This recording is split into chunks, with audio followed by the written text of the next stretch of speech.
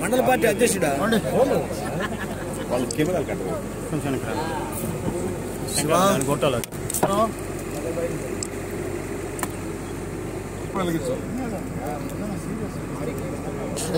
సొంత బండి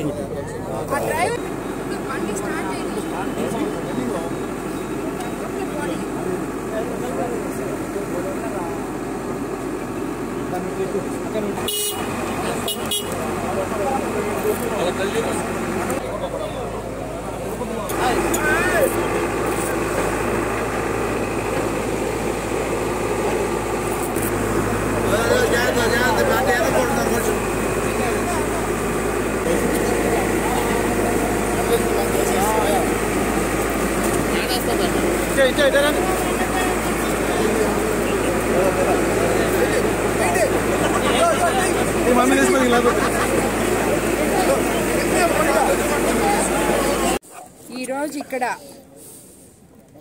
మైథిలి సెంటర్లోని బాపన కాలువలో ఎన్నో సంవత్సరాల నుంచి పూడికలు తీయకుండా దుర్గంధంతో నిండిపోయిన ఈ కాలువలో మేము ఎలక్షన్ క్యాంపెయినింగ్ అప్పుడు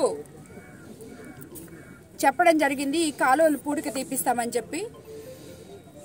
ఎందుకంటే గత ప్రభుత్వంలో వైఎస్ఆర్సీపీ నాయకులకి ఎక్స్కవేటర్ అంటే ఇసుకెత్తడానికి, గ్రావెల్ దాల్చడానికి మాత్రమే వాళ్ళకి కనిపించేది. ఇలాంటి పూడికలు తీయడానికి వీటికన్నిటికీ అది అవసరం లేదు అని చెప్పి నిరూపించుకున్నారని మీకు అందరికీ తెలుసు. ఆ రోజు నేను ఎలక్షన్ క్యాంపెయినింగ్లో ఈ మాట చెప్పడం ద్వారా ఎంపీ వేమిరెడ్డి ప్రభాకర్ రెడ్డి గారు తన సొంత నిధులతో విపిఆర్ ఫౌండేషన్ ద్వారా ఈరోజు క్లీన్ కోవూర్ అనే కార్యక్రమం మొదలుపెట్టాము. పార్లమెంట్ జరుగుతుంది కాబట్టి ఎంపీ గారు ఈ కార్యక్రమానికి అటెండ్ కాలేకపోయారు.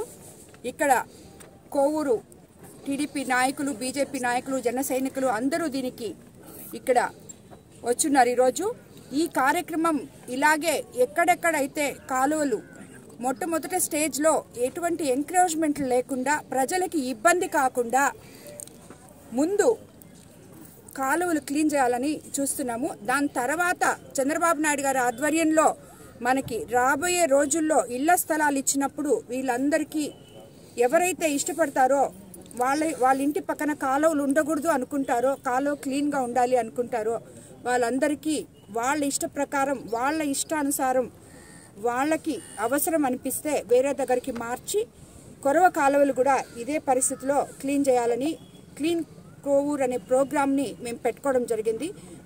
ఈ విపిఆర్ ఫౌండేషన్ ద్వారా ఈ మిషనే కాదు, అవసరమైతే ఇంకో 2 మిషన్స్ కూడా ఇస్తానని చెప్పి వేమిరెడ్డి ప్రభాకర్ రెడ్డి గారు మాట్లాడడం జరిగింది. వీటితో మేము ప్రతి మండలంలో ఇలాంటి గవర్నమెంట్ వాళ్ళు చేయలేని ఈ కాలువలు ఏమన్నా ఉంటే, ఎందుకంటే వాళ్ళని అడిగితే నేను పిలిచి ముందు వాళ్ళతోనే ఇరిగేషన్ డిపార్ట్మెంట్ వాళ్ళతో మాట్లాడడం జరిగింది. వాళ్ళు దానికి ఫండ్ లేదు మేడం, దీనికి పోవాలంటే కష్టం మేడం, దానికి చేయాలి మేడం, ముందు పంట కాలువలు చేయాలి మేడం అని చెప్పారు. బట్ నేనైతే ఎంపీ గారిని అడగడం జరిగింది. ఎంపీ గారు వెంటనే దానికి సమ్మతి, కోవూరు ప్రజల ఆకాంక్షను తీర్చే విధంగా ఇది చూపించడం కూడా జరిగింది ఆయనకి. ఇది చూసిన వెంటనే ఆయన ఫౌండేషన్ ద్వారా ఈ ఎక్స్కవేటర్ని మనకి ఇవ్వడం జరిగింది. ఈరోజు ఈ పని ప్రారంభించాము. ఇది ఇలాగే కొనసాగుతుందని చెప్పి కూడా కోవూరు ప్రజలందరికీ మరోసారి తెలియజేసుకుంటున్నాను.